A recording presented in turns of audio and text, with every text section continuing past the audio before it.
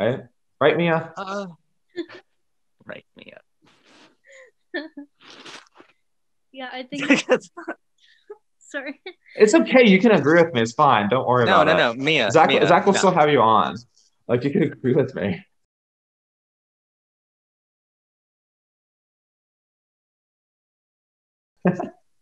I just want to say it's funny that like how Fred gets so much worse because Teddy like suddenly can't hang out with them all the time, and like Freddie goes to visit him at the library, and because he has nothing else to do, otherwise he's just going to be self-destructive. True. And that's also another thing. I feel like the absence of Teddy actually plunges him more into self-destruction, right? That's how I see it.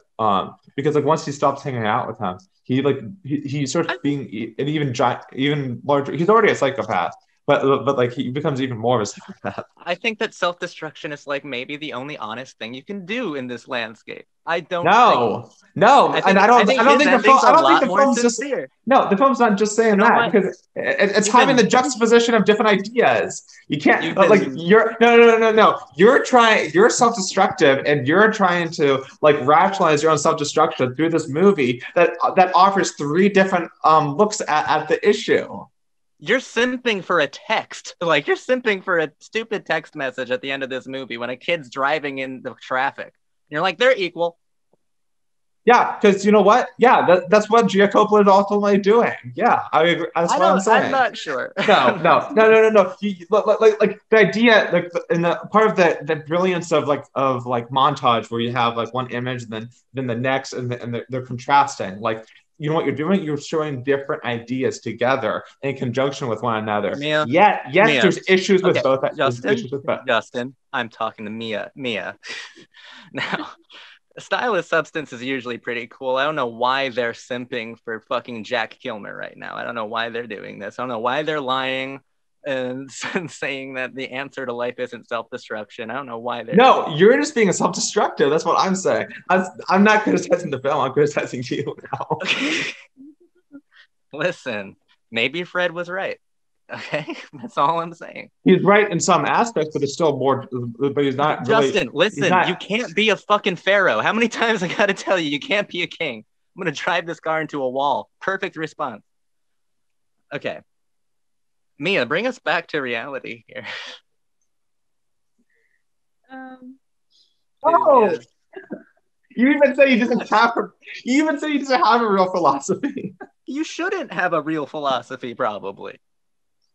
Maybe I might agree with that actually, but at any rate, kind of like because when he like apologizes to her, I do think that the character is supposed to be sincere about that. It's just that like she's like this is either too overwhelming, and also like it's like I just feel like kind of like used in a way, and because that's ultimately what he's doing, and but I then feel like when she's using him too to get rid of her innocence. Nah, I don't see that. I don't think she likes Mr. B much. I don't. Well, so actually, yes and no. I wouldn't go so far as to say that she's trying to use him. I think it's more like she's I think she does fall for him. I really do. I think, or at the very least, she falls for the idea of him. Where you know what I mean, and okay.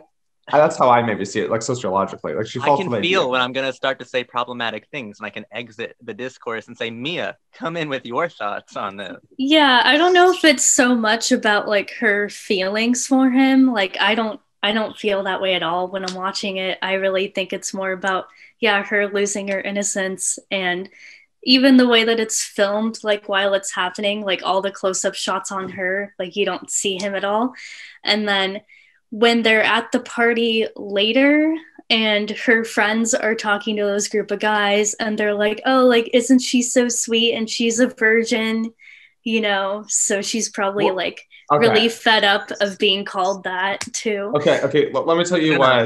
Hold on. I thought to say.